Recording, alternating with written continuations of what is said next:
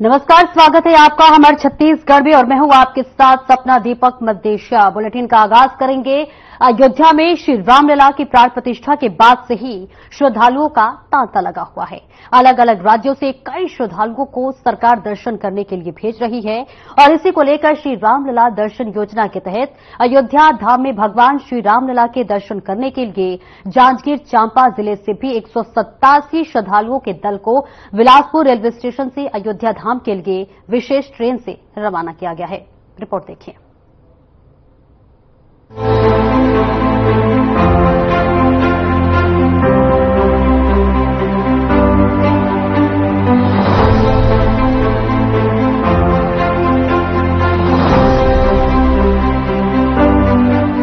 जांजगीर चांपा जिले से श्री रामलला दर्शन योजना के तहत अयोध्या धाम भगवान श्री रामलला के दर्शन करने के लिए जांजगीर चांपा जिले के 187 श्रद्धालुओं के दल को बिलासपुर रेलवे स्टेशन से अयोध्या धाम के लिए विशेष ट्रेन से रवाना किया गया।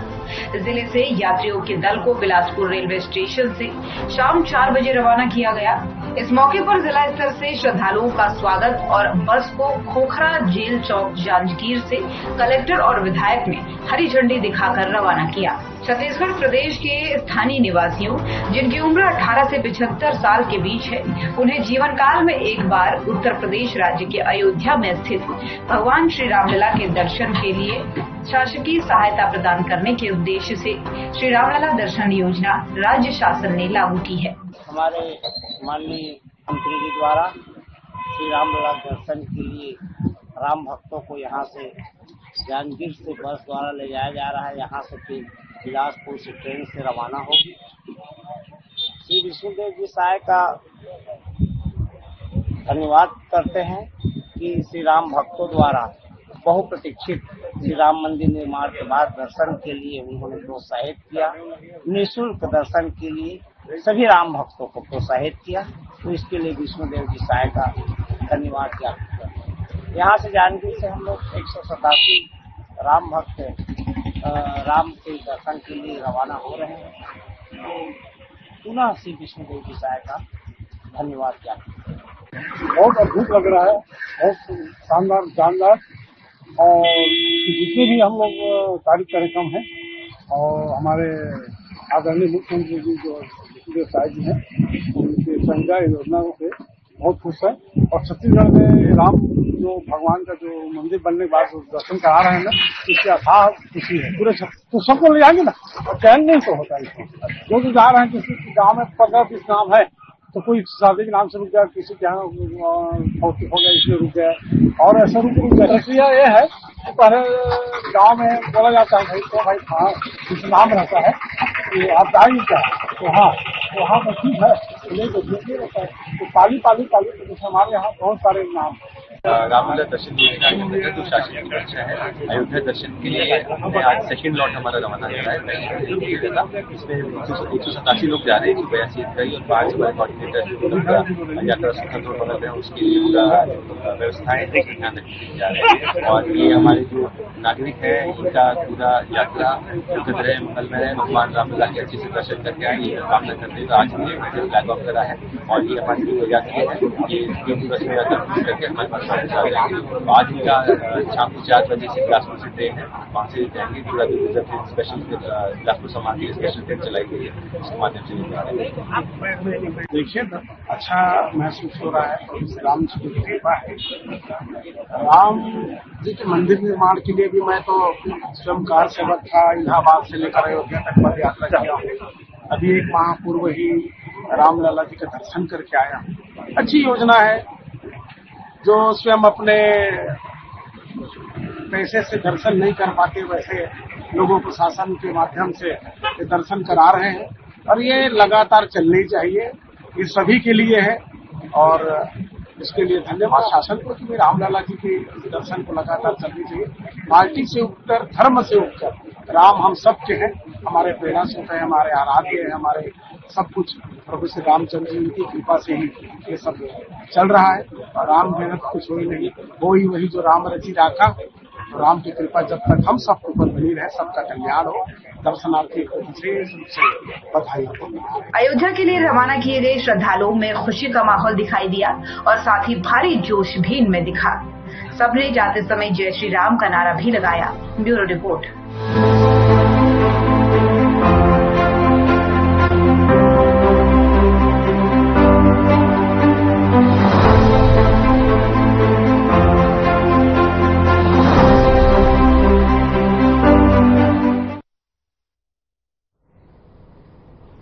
वहीं दुर्ग पुलिस ने पीटा एक्ट के तहत कार्रवाई करते हुए देह व्यापार में संलिप्त 5 लोगों को गिरफ्तार किया है, जिसमें 2 पुरुष और 3 महिला हैं।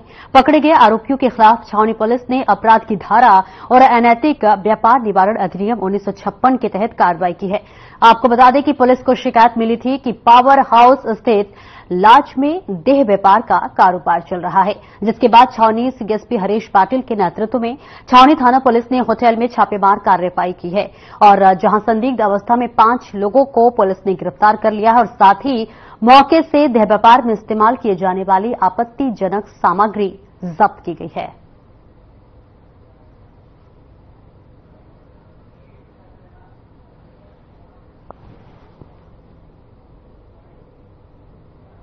वहां पर शिकायत मिली थी कि इसमें जिस्म फरोशी का धंधा किया जा रहा है लॉ संचालक के द्वारा। तो एक मुखबिर सूचना हमें मिली थी, जिसके माध्यम से हमने रेड की कार्रवाई की थी। तो लॉज में उस समय रेड कार्रवाई करते समय 3 महिलाओं के सहित 2 पुरुष, कुल मिलाकर के 5 लोग वहां पर संदिग्ध अवस्था में पाए गए और उन्हें हिरासत में लेकर के उनसे पूछताछ की गई कि किस प्रयोजन से आप लोग यहाँ पर हैं करके। तो उन्होंने इसका कोई युक्तियुक्त कारण नहीं बताया। साथ ही साथ कुछ वहां पर से आपत्तिजनक सामग्री बरामद की गई है, जैसे कॉन्डोम के पैकेट और शक्तिवर्धक टैबलेट्स के पर्चे थे। तो उससे ये स्पष्ट हो गया कि यहाँ पर जो है वो वेश्यावृत्ति का व्यवसाय चल रहा है। उनको नोटिस दे करके भी पूछा गया था कि क्या आपके पास ये युक्तियुक्त कारण है कि आप इसलिए जो है वही यहाँ पर व्यवसाय कर रहे हैं। तो उनके द्वारा कोई संतोषजनक जवाब नहीं दिया गया। उसके फलस्वरूप फिर पीटा एक्ट के तहत कार्रवाई अग्रिम विवेचना जारी की गई और आज उनको रिमांड में भेजा जा रहा है। कितने लोग इसमें पकड़ाए हैं? इसमें कुल 5 व्यक्ति हैं, जिसमें से 2 पुरुष हैं और 3 महिलाएं हैं। इसमें से एक महिला जो है दीगर राज्य की है और 2 महिला जो है स्थानीय।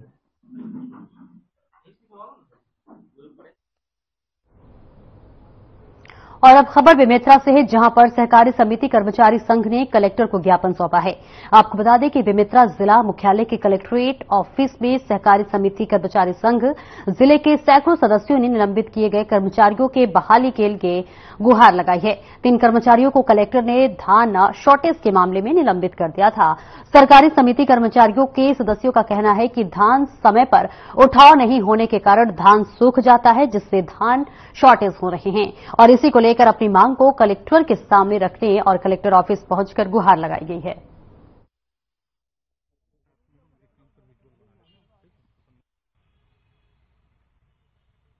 आपका कौन सा पद पे और क्या है आपकी मांग? मैं आशीष राजपूत, समिति प्रबंधक। हमारी मांग केवल यही है कि जो हमारे 3 कर्मचारियों के ऊपर अभी कार्रवाई हुई है, उस कार्रवाई को शून्य किया जाए और शासन हमें सुखद प्रदान करे। वर्ष 2021 में भी शासन द्वारा विलंब से धान का उठाव किया गया था। उस समय 3% तक सुखद को शासन द्वारा मान्य किया गया था और उस राशि की कटौती समिति से न कर उस राशि को शासन ने प्रदान किया। क्योंकि इस वर्ष भी मई जून तक धान का उठाव हुआ है, इसलिए हम सुखद की राशि शासन से मांग कर रहे हैं। हमने लगातार आपके न्यूज चैनलों के माध्यम से, ज्ञापन के माध्यम से शासन को लगातार अवगत कराया है कि धान के उठाव में विलंब हो रहा है और विलंब होने के कारण धान में नुकसान सहना पड़ेगा और इस नुकसान को शासन माने, क्योंकि धान खरीदी का कार्य फरवरी में हमारे द्वारा पूर्ण रूप से संपन्न करा लिया गया था और उठाव का कार्य आज दिनांक तक मार्केट के द्वारा पूर्ण रूप से नहीं कराया गया है। आज की स्थिति में भी 1-2 समितियां ऐसी बची हुई हैं, 2-4 समितियां जहां धान शेष है उठाव के लिए और वह उसका उठाव जारी है। तो जब 4 से 6 महीने बाद धान को उठाया जाएगा तो उसमें सुखद होना स्वाभाविक प्रक्रिया है, क्योंकि जब हम धान खरीदी करते हैं तो हमारे पास धान का जो मॉइस्चर होता है वो 13-14% तो होता है और आज की स्थिति में धान का मॉइस्चर 9 से 10% है। तो 3-4% तक तो सुखद आना लाजमी है और हम यही चाह रहे हैं कि 28 फरवरी के बाद जो भी धान उठाव किया गया है उस धान पर हमको रियायत दी जाए और हमारे समितियों के ऊपर जो कार्यवाही की जा रही है उसे शून्य किया जाए, स्थगित किया जाए। किन मांगों को लेकर के आप लोग यहाँ पर? सर, हम लोग सहकारी समिति के समिति प्रबंधक और प्रभारी समिति प्रबंधक आए हैं। जो हमारे 3 समिति कर्मचारियों को निलंबित कर दिया गया है धान की सूखत के संबंध में, क्योंकि धान को समय पर नहीं उठाया गया, इसलिए धान में सूखत आई है। और समय पर अगर धान उठता तो सूखत तो नहीं आता। अब इसमें हमारे इस कर्मचारी का क्या दोष है? इसमें सूखत के कारण कर्मचारी को जीरो कर शासन की तरफ से उस कलेक्टर महोदय के द्वारा निलंबित किया गया है, जो उचित नहीं है। उसी को हम जो निलंबन किया गया है उसको शून्य किया जाए, ये मांगों को लेकर आए हैं। साझा समिति हम लोग को धान सूखत के तौर पर बिना कोई सूचना के एक तरफा कार्यवाही करते हुए सीधा निलंबित का आदेश निकाल दिया गया, जबकि धान में कमी नहीं आई, धान में सूखत आएगी। इसलिए कितना मात्रा में सूखत के जो रिकवरी निकाला गया? मैं टोटल साझा समिति में 67,600 कुछ का खरीदी किया था, उसमें से 370 क्विंटल का सूखत आई, जो 1% भी नहीं होता मान्य से, आधा % के लगभग होता है वो जो सूखत है। क्या चाहते हैं आप? अब वही है कि अपन कुछ किए नहीं है तो शासन ये जो एक पर्ची कार्रवाई की है उसको वापस ले। क्या कार्रवाई करने से पहले आपको स्पष्टीकरण दिया गया था? कोई सूचना नहीं दी गई है, ये मेल के माध्यम से सूचना दी गई है। इससे पहले कोई किसी भी प्रकार की इसके लिए कोई सूचना नहीं दी है।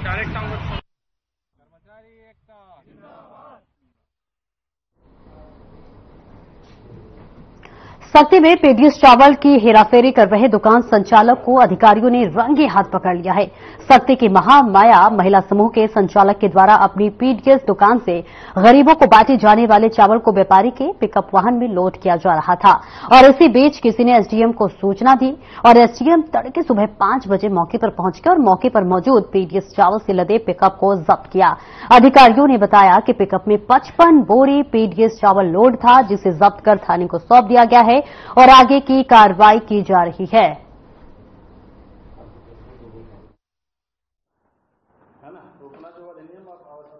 अज्ञात व्यक्ति के द्वारा मेरे फोन पर इसकी जानकारी दी गई कि जो राजापारा में जो पीडीएस शॉप है, महामाया पीडीएस शॉप, वहां पर एक पिकअप गाड़ी खड़ी हुई है जिसमें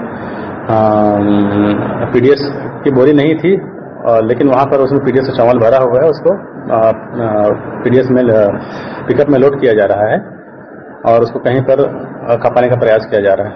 तो उसके तत्काल से मैं वहां पर स्पॉट में पहुंचा और मैंने वहां पर लोड करते हुए मैं संबंधितों को मैंने वहां पर उनको पकड़ा और साथ ही साथ तत्काल मैंने तहसीलदार को भी और पुलिस इंस्पेक्टर को भी मैंने बुलाया और उसके अनुसार जो है हमने पिकअप वाहन को जब्त कर लिया, जब्त करके थाने में खड़े कर दिया और थाने में जब्त करने के बाद आगे की कार्रवाई के लिए जो है जिला खाद्य अधिकारी को प्रेषित किया गया है। हाँ, ये शिकायत एसडीएम अनुभागीय अधिकारी के समक्ष प्रस्तुत किया गया था। सूचना मिली थी कि अवैध रूप से पीडीएस का चावल को डाइवर्ट किया जा रहा है, तो उसके संबंध में अनुभागीय अधिकारी उपस्थित हुए, उनके साथ हम लोग भी थे और जब्ती की कार्रवाई की गई है। पिकअप में 55 बोरा चावल लदा हुआ पाया गया, जिसको जब्ती कर थाने में सुपुर्द किया गया है और आगे परीक्षण किया जा रहा है और आवश्यक कार्रवाई हेतु उच्च अधिकारी को इसमें प्रतिवेदित किया जाएगा। ये सुबह 6 से 7 के बीच की कार्रवाई है। ये कचेर पारा में एक शासकीय उचित मूल्य की दुकान है, उसके पास ही ये कार्रवाई की गई है, दुकान के पास।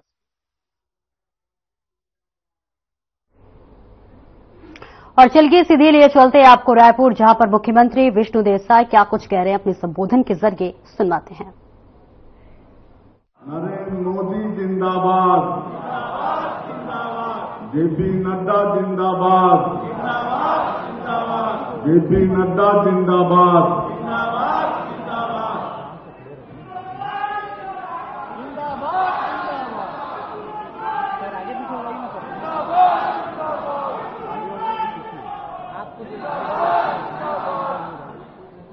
आज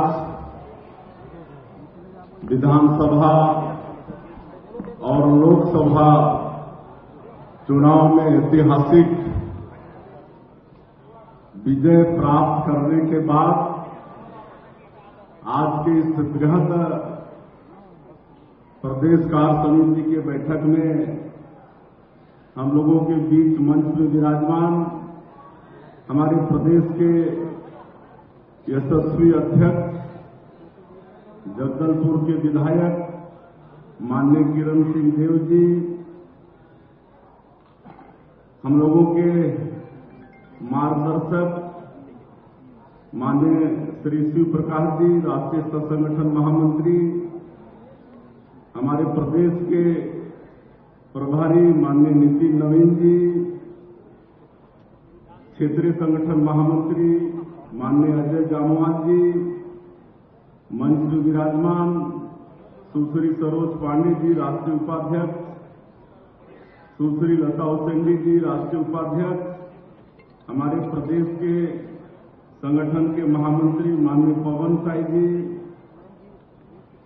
हमारी सरकार के उप मुख्यमंत्री आदरणीय अरुण साव जी, उप मुख्यमंत्री आदरणीय विजय शर्मा जी, हमारे रायपुर के लोकप्रिय सांसद आदरणीय ब्रिजमोहन अग्रवाल जी, आदरणीय पुन्नूलाल मोहले जी, विधायक आदरणीय धर्मलाल कौशिक जी, राष्ट्रीय कार्य समिति के सदस्य आदरणीय रामविचार नेताम जी, छत्तीसगढ़ सरकार के मंत्री आदरणीय विक्रम उसेंडी जी, पूर्व अध्यक्ष, और आज के इस कार्य समिति में उपस्थित सभी हमारे सांसदगण, मंत्रीगण, विधायकगण, प्रदेश कार्य समिति के सदस्यगण, जिला और मंडल के हमारे सभी देवतुल्य कार्यकर्ता भाइयों और बहनों और मीडिया के मित्रों, आज की इस कार्य समिति में आप सभी लोगों का मैं हृदय से अभिनंदन करता हूं, हृदय से आप सभी लोगों का स्वागत करता हूं। आज की इस कार्य समिति में हम लोगों का सौभाग्य है कि आज मुख्य अतिथि के रूप में आदरणीय मनोहर लाल खट्टर जी उपस्थित हुए, जो भारत सरकार में ऊर्जा, आवास और शहरी मंत्रालय के मंत्री के दायित्व में है। उनका उद्बोधन हम सब लोगों को मिला और आज सवेरे उन्होंने ऊर्जा और आवास शहरी विभाग का समीक्षा बैठक भी किया और उन्होंने आश्वस्त किया है कि छत्तीसगढ़ के विकास के लिए उनका मंत्रालय लगातार सहयोग करेगा। उन्होंने कहा है कि जितना ज्यादा जल्दी पैसा खर्चा करोगे उतनी जल्दी पैसा देंगे। और आज की इस कार्य समिति में हमारे नेताओं का मार्गदर्शन मिला है, माननीय शिव प्रकाश जी का, माननीय नितिन नवीन जी का, हमारे प्रदेश अध्यक्ष जी का भी आशीर्वाद मिला है, आदरणीय अजय जामवाल जी का भी आशीर्वाद मिला है, राजनीतिक प्रस्ताव भी पास किए हैं और हमारे देश के यशस्वी प्रधानमंत्री जी को लगातार तीसरी बार प्रधानमंत्री के रूप में दायित्व संभालने के लिए बधाई प्रस्ताव के द्वारा उनको बधाई भी दिए। मैं ज्यादा वक्त नहीं लूंगा। आप सब लोगों को मालूम है कि विधानसभा 2023 के पहले, उसके 6 महीना पहले छत्तीसगढ़ की क्या स्थिति थी। कांग्रेस वाले हम लोगों को गिनते नहीं थे, भाजपा वालों को, और हमारे लोगों में भी बहुत लोगों को विश्वास नहीं था कि हम लोग फिर से सरकार बना पाएंगे। लेकिन जैसे जैसे हमारे नेता लोग प्रभारी के रूप में आए, पहले तो आदरणीय अजय जामवाल जी आए क्षेत्रीय संगठन महामंत्री के रूप में, और जिनके विषय में हम लोग को जानकारी मिली कि जहां भी जाते हैं वहां पर चुनाव जीतते हैं। इसके पहले वो पंजाब, हरियाणा, नॉर्थ ईस्ट जैसे जगह में काम किए और हर जगह भारतीय जनता पार्टी का परचम लहराए, तो एक विश्वास हम लोग को जगा कि अब आदरणीय जामवाल जी आ गए हैं तो जरूर छत्तीसगढ़ का कल्याण होगा। आदरणीय माथुर जी वो प्रभारी बनकर आए और आते के साथ उन्होंने कहा कि छत्तीसगढ़ में हम लोग सरकार बनाएंगे। तो हम लोग को लगता था कि कैसे एकदम इतना आसानी से बोलते रहे कि सरकार बनाएंगे, लेकिन हम लोग को विश्वास था कि वो बड़े बड़े राज्यों में भी रहे, उत्तर प्रदेश जैसे राज्यों में, और वहां भी सरकार बनाए तो एक विश्वास जगा। आदरणीय शिवप्रकाश जी वो आए तो विश्वास जगा। नितिन नवीन भाई साहब सह प्रभारी के रूप में आए और सब लोगों ने हम लोग का ढाढ़स बंधाया। पूरे प्रदेश में उनका प्रवास हुआ। आदरणीय शिवप्रकाश जी एक एक संभाग में गए, कार्यकर्ताओं का हौसला अफजाई किए। हमारे आदरणीय अजय जामवाल जी एक एक विधानसभा तक गए और निचले स्तर तक गए और ये सब और विभिन्न कार्यक्रम किए। युवा मोर्चा का कार्यक्रम, महिला मोर्चा का कार्यक्रम, और इसके बाद से कार्यकर्ताओं का मनोबल बढ़ने लगा। फिर हमारे देश के यशस्वी प्रधानमंत्री 7 जुलाई को रायपुर आए और उन्होंने जो नारा दिया कि नई सहबो बदल के रहबो, उसके बाद पूरे छत्तीसगढ़ का वातावरण चेंज हो गया। तो इस तरह से कार्यकर्ताओं का मनोबल बढ़ाने का काम हमारे केंद्रीय नेतृत्व और हमारे प्रभारी में जो आए प्रभारी गण ने किया। मैं चाहूंगा कि आप सब लोग उनके लिए एक बार जोरदार ताली बजाएंगे। लेकिन अगर दोनों चुनाव में हम लोग सफलता हासिल कर पाए तो बाकी हमारे बड़े नेता तो हम लोग का मनोबल बढ़ाए, वातावरण बनाए, लेकिन निचले स्तर में, बूथ में, मंडल में, एक एक गांव में जाने का काम तो आप सब लोग किए।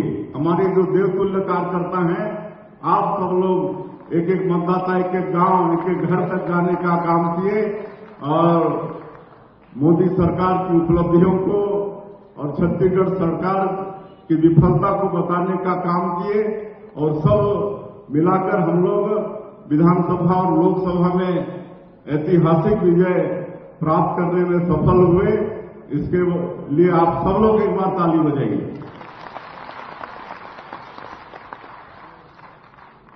अब सरकार तो हम लोग बनाए, लेकिन सरकार बनाने के बाद जनता का विश्वास हम लोग को जीतना था। विधानसभा के चुनाव में छत्तीसगढ़ की जनता ने मोदी जी की गारंटी पर विश्वास करके भारतीय जनता पार्टी को सरकार में बैठाया। तो हम लोग का पहला काम था सरकार का, छत्तीसगढ़ की सरकार का, कि छत्तीसगढ़ की जनता का विश्वास जीते। और इसलिए मोदी की गारंटी में जो भी वादा था। तो आप सुन रहे थे मुख्यमंत्री विष्णुदेव साय को। फिलहाल इस बुलेटिन में इतना ही। खबरों का सिलसिला आगे भी जारी रहेगा। इजाजत दीजिए, नमस्कार।